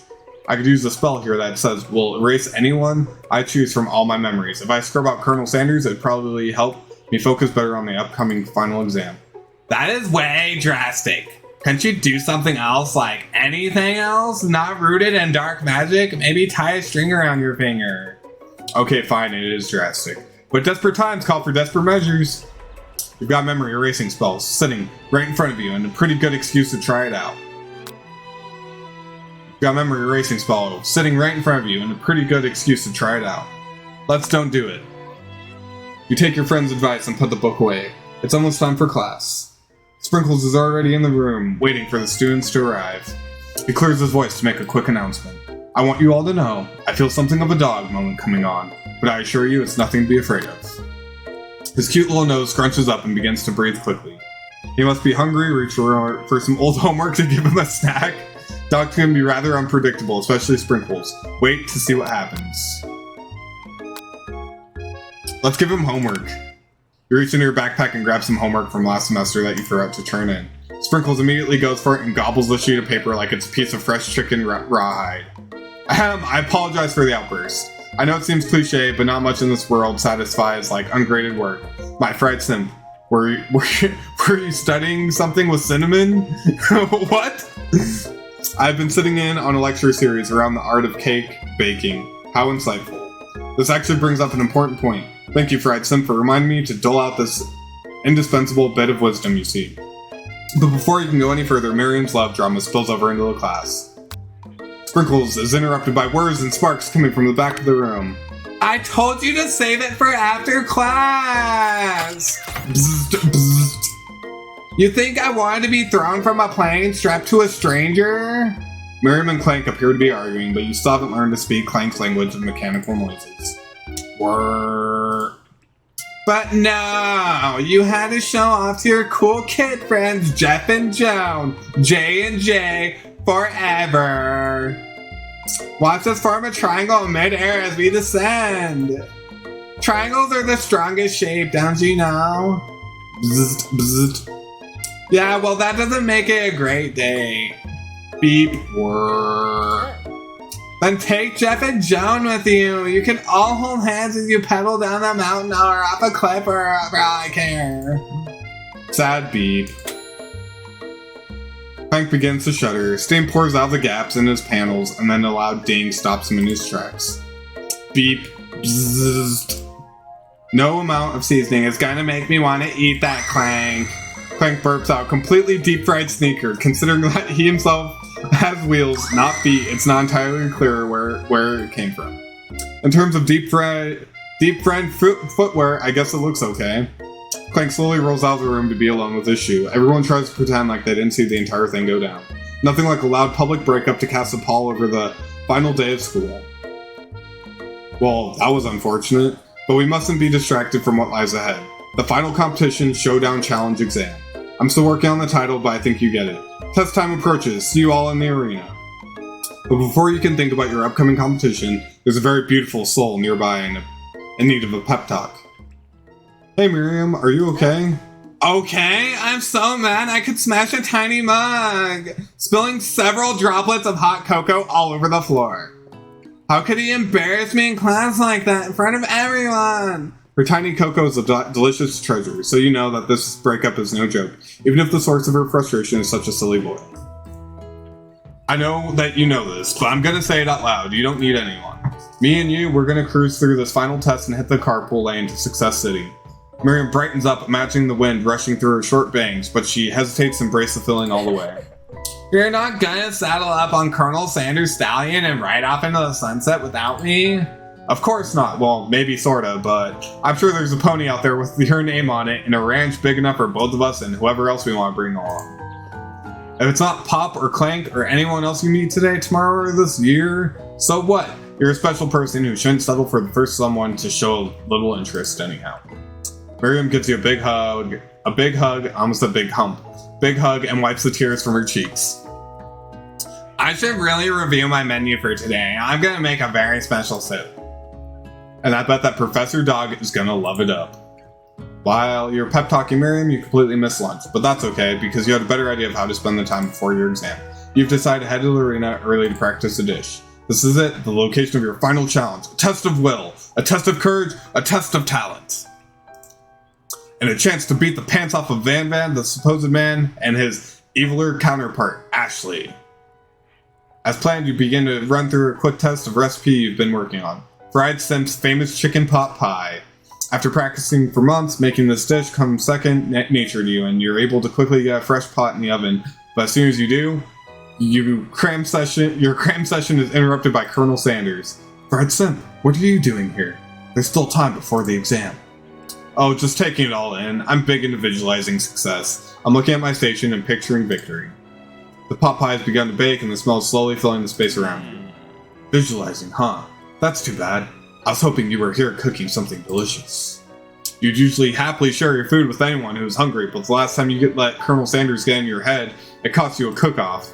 You decide that it's time to put your cooking above your romantic desires, but that decision gets hard to stick to when the oven timer goes off behind you. What's up about your practice dish? Okay, you got me. I'm doing a little bit more than visualizing. I know my nose can smell pot pie from 400 yards. That's an oddly specific distance, but you'd expect nothing less from such an oddly specific man. You knew it was a pot pie just from the smell.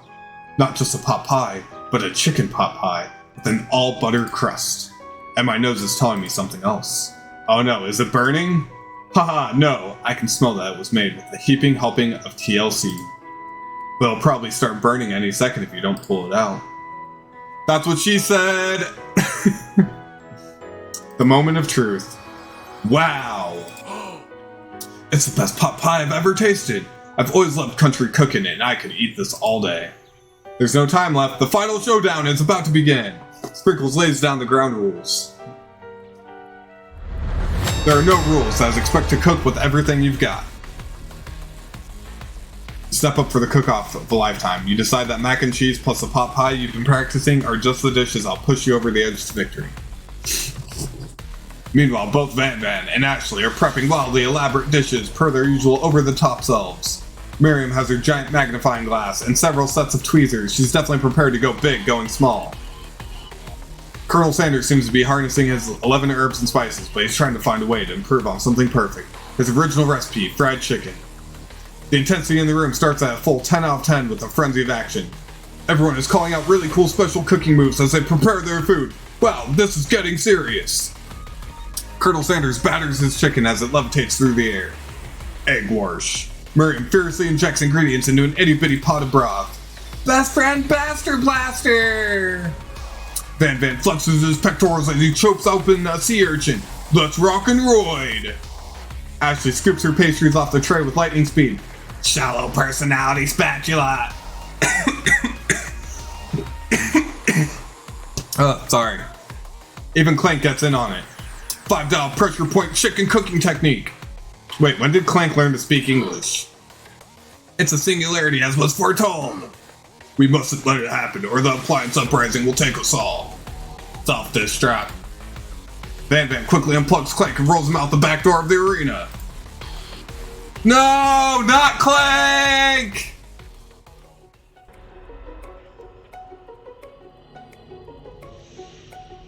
You've got a book of your own, you're desperate not to see her win another battle.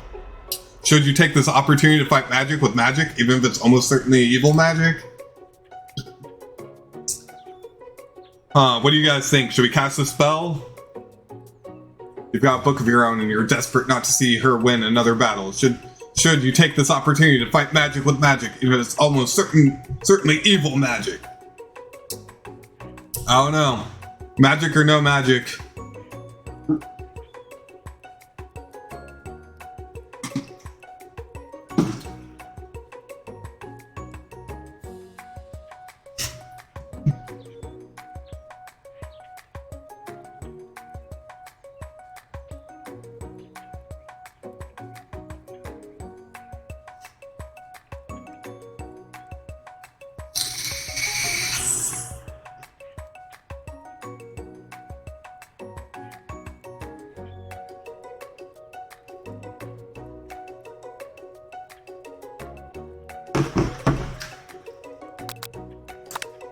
Alright, let's cast the spell and see what happens. You take out your own spell book and let your instincts guide you to a page you've never seen before.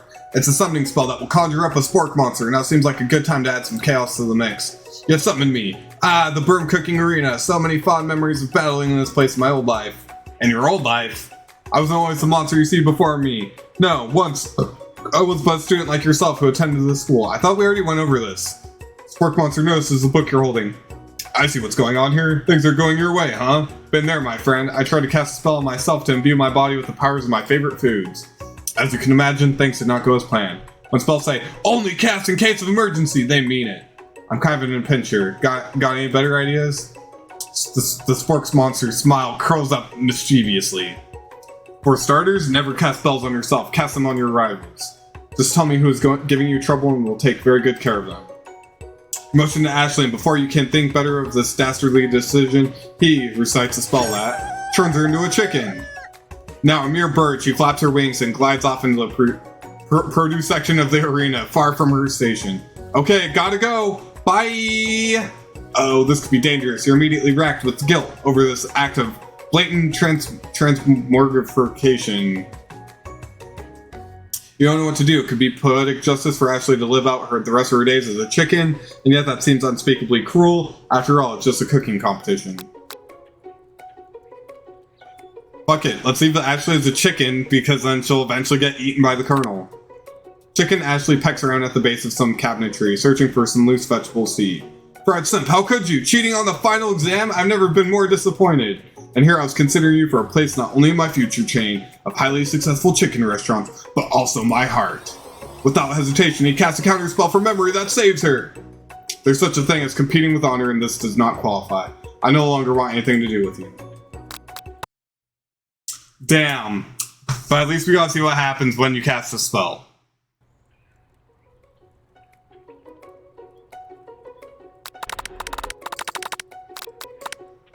Who needs magic when you've got passion? I'm going to do it the hard way. Colonel Sanders sees that you've chosen to win on your own terms, and he gives you a subtle wink from across the room. I believe in you, Fried Simp. Miriam notices too. And I've always believed in you, Fried Simp, since we were little kids, because I'm your best friend forever. You turn to notice that Miriam is at your station cheering for you.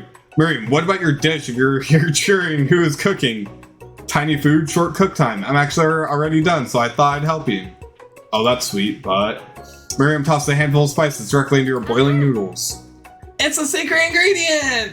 However, she doesn't know that you lied and the ingredient was made up, and where in the world did she get the Eye of Newt from?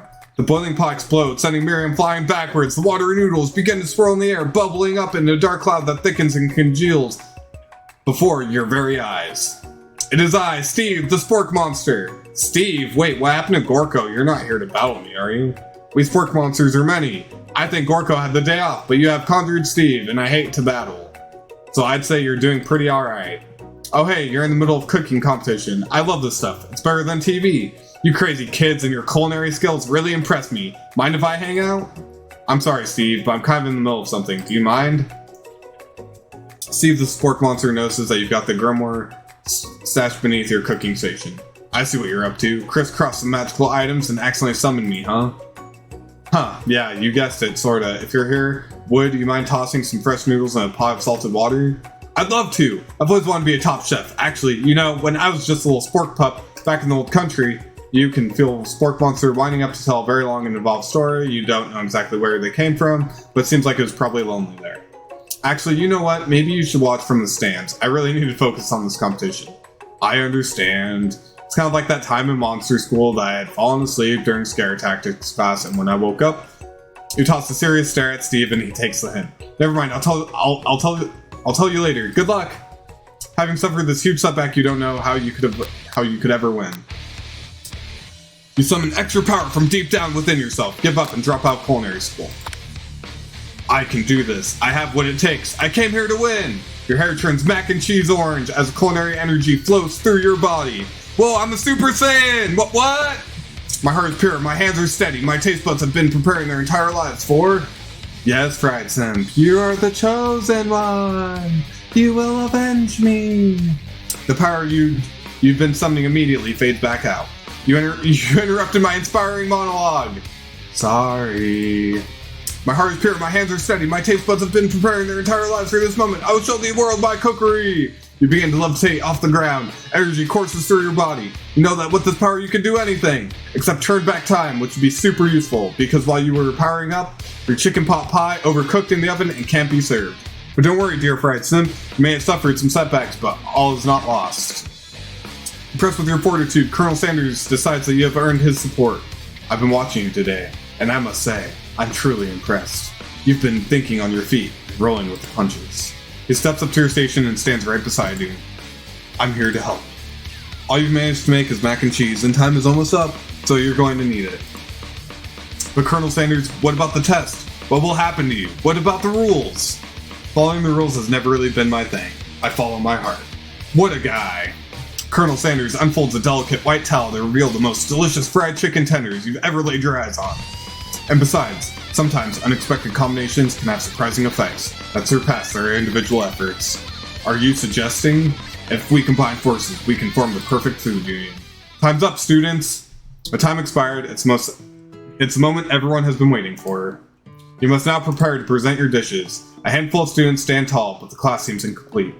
It seems we're missing some students. Pop? Clank? From off-screen, you hear a pure and innocent giggle that can only come from one student. Hee hee hee hee hee! I'm flying! It sounds like it's coming from that broom closet over there. Oh God! Miriam, Miriam, would you mind? Inside the closet, you see Pop hanging on a broom hook by the elastic of his underpants. Pop, get down from there right now! Let me guess. Did Van have something to do with this? Would someone ask for a wedgie? Who am I to refuse? I thought a wedgie was a salad. It looks like Pop is eliminated from the challenge, seeing how he didn't cook anything. I can't feel my legs. May I be excused? Sure. You kids and your pranks, I must say, it's not the worst prank in UCSAL history, but it's not exactly yearbook material. Wait a second, pranks? Pranks? Clank! Where did that pressure cooker roll off to? You wait to hear a signature whir beep or other onomatopoeia, but there's nothing. Somehow he must have gotten unplugged. I guess we'll have to figure it out later. That leaves only 4 remaining students. Please collect your final projects. Yes, it's been a long semester. Wow, 3 whole days long. But after days of hard work, the time has come for me to eat. Miriam, please step forward. Now describe your dish. I've made tender udon noodles and savory soup. My word, it's so delicate. Is that a teeny tiny Naruto maki I spot afloat in this itsy bitsy bowl? Yes, chef. Please call me Sprinkles. Chef is my father's name. Yes, Sprinkles, and some green tea made from baby tea leaves I picked myself. Sprinkles carefully sniffed around the dish before opening his mouth and letting just the tip of his pink dog tongue dip into the bowl. Sublime! Would anyone else like a taste? Oh, come on, I'm not one of those dogs who doesn't floss. I even have a really cute electric toothbrush for dogs. Fine, I'll enjoy it all by myself. In a flash, the entire meal has been devoured. Not that it took much. It was less than a thimble's worth of soup. A+. Rarely do I taste a dish with as much love poured into it as yours. Miriam is overjoyed. She gives you a huge hug. Thank you, Fred Sim, for helping me to deliver myself. Van, you're up. Now, describe your dish. I made uni over smooth egg custard in an axe-hewn urchin shell topped with caviar. Did you skewer one type of urchin with spines from a second, different colored type of urchin? Yes, Sprinkles. A bit much, don't you think? That's exactly why I did it. A bit much is kind of my brand, doesn't it look cool? Sprinkles leans in to sniff the uni, but he can't get his nose close on account of all the spikes. He begins to paw at it erratically, causing the custard to slosh around. Woof woof! Please be gentle with my cuisine. Grrr. Finally, Sprinkles goes all in, tongue first, but he can't get past all the needles. He rolls back at his tongue and is poked and prodded. Youch! My tongue! The professor appears to be having an allergic reaction to the sting. Oh no! I can't eat this! It keeps poking my tongue! Disqualified! Sprinkles literally just turned into Mike Tyson. A stunning turn of events. Who would have thought that serving food in a bowl made of needles could make it difficult to eat? Dejected, Van does not go gentle until the night. Disqualified for glamour? Don't discount simplicity. This is the last you've heard of me. Before forcing us to endure his swollen tongue for another moment, Sprinkles graciously laps up a bowl of milk. I know. Yeah, I'm a dog and I drink milk. Get over it. Sometimes it helps. Calm my agitated tongue. Next student, Ashleigh, it's time to step up. Now describe your dish. I made orange blossom Turkish delight and a light rosewater syrup. Topped with a French meringue and connected by sugar glass. That actually doesn't sound too bad. Indeed, it's quite delightful. However, I'd ask that you please refrain from eating it or attempting to taste it in any way. It's very fragile and meant to be a display piece. Do we eat the food at cooking school? Got toast in your ears or something, Fred Simp? I told you, it's a display piece! Actually, I might say it is beautiful. However, this is a cooking competition at cooking school. Yeah, which is why I cooked it and did an extremely good job cooking it too. I didn't realize that they were having an eating exam. If I want to be judged on eating, I go to College of Eating, School for the Hungry. I suppose you could smell it if you absolutely insisted, but don't breathe too hard. You might disrupt the sugar spiral. If the food cannot be eaten, it cannot be judged. You are disqualified. Rage overtakes Ashleigh and she finally cannot keep her two-faced routine up. You wouldn't know high-end cuisine if it cooked you. And with that, Ashleigh storms off to rededicate herself to being the best, but this time without being shackled by trying to be fake, nice, and liked by everyone. This isn't the last time you heard of me either. As this class gets much smaller, I'll be teaching myself. You and Colonel Sanders, the final cooks, step up together. Two chefs? What began as a bowl of delicious mac and cheese has become something else. He examines it closely, sniffing and eyeing the bowl. Uh-oh, I'll have a good feeling about this. From somewhere in the room, a literal drum roll plays. Just when I thought I'd seen everything in this kitchen, you give me this thing. And completely blow me away in my 49 dog years of life. I've never tasted anything so delicious and perfectly balanced. It's so delicious, in fact, that everyone passes the class. You pass, and you pass, and you get a pass! Woo! Let's hear it for Doggo Oprah! Everyone gathers around and partakes of the mac and cheese bowl. They all seem to transcend this reality into another dimension. You win! Together, you and Colonel Sanders have made a new menu item. The new menu item is so impressive, even that Van and Ashleigh are drawn back by its magnetic fragrance. When they gaze upon your mac and cheese bowl, they admit that you are indeed an excellent chef. Sprinkles declares they have passed. Everyone has passed. There were supposed to be more battles, but come on, how could they be better than this one? Now that the school year is complete and everyone has graduated, the students return for one last assignment, to get their groove on. The cafeteria has been completely redecorated in order to serve as the site of the school's graduation dance. Compared to the massive high-tech cooking arena, the humble decor seems downright cute and cozy. DJ Dog in the house! Ow, ow, ow! You know that Sprinkles was a master chef, but also a world-renowned turntablist, who says you can't teach an old dog new tricks. Van and Ashleigh tell everyone that they've committed themselves to righting the wrongs they did while they were the villains. For a moment, you actually believe them. Not another haunting. No ghosts allowed at graduation. It's clearly written in the school's bylaws. It was never actually a real ghost. It was all a trick to get you to finally notice me. Oh, amusing. And now that everyone is together, it's the Spork Monster. He was totally mellowed out. Everyone, the Spork Monster is no more from here out.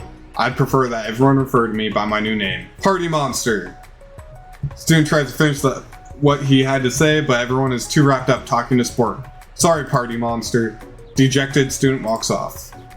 Maybe things didn't work out for Miriam romantically, but she found the love in her cooking, and you know she's gonna do great.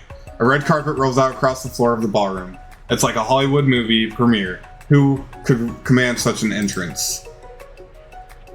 It's Pop. He's arrived late to the dance, but apparently for good reason. Walking the carpet, you see perched atop his dirty chef's hat. A crown? Welcome back, Pop! I know you weren't able to complete the final exam and accept your diploma, so we had it mailed directly to your father. We figured it was the least we could do for the school's dean. Oh, now I get it.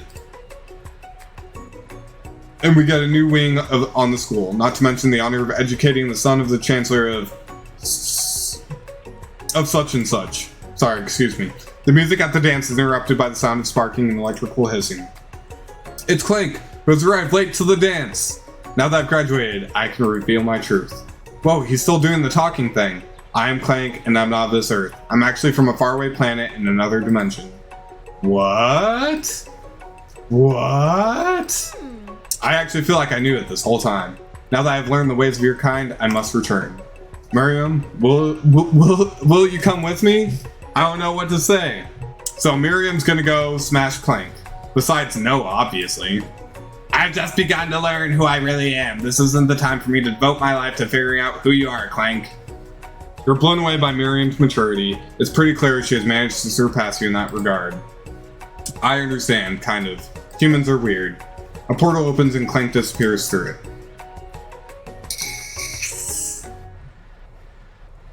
Finally, Colonel Sanders arrives. Howdy, classmates.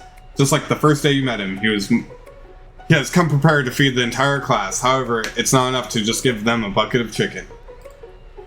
This time, it's a full meal. I didn't get to be the most famous chicken man in the history of Chicken Man by not reminding people to go out and buy my chicken. The end. Well, we did it, guys. We romanced the Colonel, and... oh, no, it's not the end. As everyone feasts on their delicious chicken dinner, Colonel Sanders finds you sitting at the edge of the dance floor. Fred Sim, what are you doing sitting all alone? Oh, you know, just waiting for the right person to ask me to dance. I wonder, might you tell me what are the qualities that you would expect to find in such a lucky person? Off the top of my head, oh, I don't know, a spicy musk, a tidy goatee, and a degree from the University of Cooking School Academy for learning, just to name a few. It truly is my lucky day. Would you dance with me? Yes, I would love to! As you glide across the dance floor hand in hand with Colonel Sanders, the future stretches out in front of you. And once my 100th franchise is up and running, I'll be ready to take a day off, and I'll be so glad to spend it together with you, Fred Sim.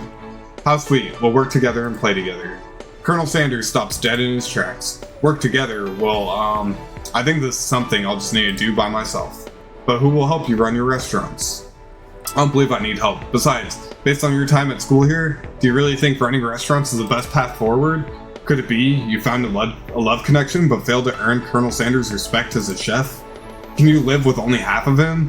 Will you be able to endure sharing him with his other love, the life of an entrepreneur? I suppose I can enroll at pastry school. Oh, my dear friend, I'm sure that you'll find a place eventually. And along the way, you'll have me by your side. The end. Alright, there we go. That was the end.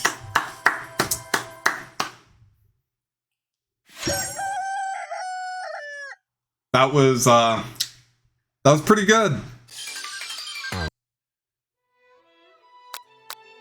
The most I would expect out of, like, you know, a dating simulator. I've never played one.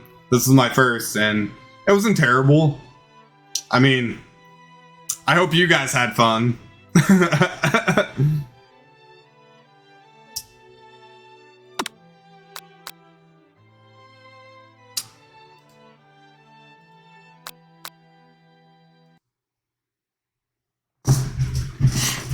Let's see.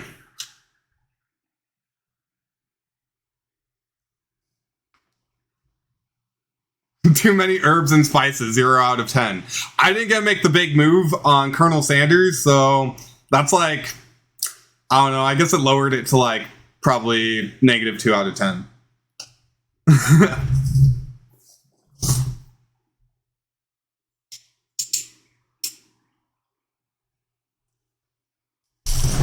But all in all, though, I hope that you guys enjoyed my voice acting. I know I was losing my voice near the end of that. And that was kind of rough.